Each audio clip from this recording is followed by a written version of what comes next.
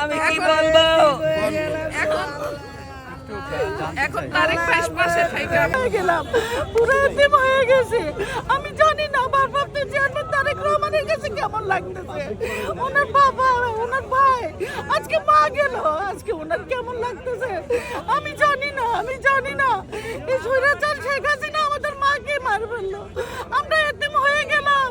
উনি দেশ ছাড়ে নাই, ওনাকে ভালো চিকিৎসা করার কোনো উনি দেয় নাই। এবং আমরা অনেক আন্দোলন করেছি, এই শেখ হাসিনা আমাদের মাকে দেশে বাইরে ভালো চিকিৎসা দেওয়ার কোনো দেয় নাই, আমি সুযোগ দেয় নাই। আমার কথা হচ্ছে এই শেখ হাসিনাকে আমাদের এই 18 কোটি জনগণ, মা সন্তানেরা তোমরা কোথায়? এই সন্তান তোমরা কোথায়? মা খালেদা জিয়ার সন্তানেরা তোমরা সবাই এক হয়ে এই শেখ হাসিনাকে এই মোদের দেশ থেকে এনে তোমরা ফাঁসি দাও, ফাঁসি দাও। আমার মাকে হত্যা করেছে, মাকে হত্যা করেছে, আমার মাকে চিকিৎসার জন্য বাইরে পাঠানো হয় না। আমাদের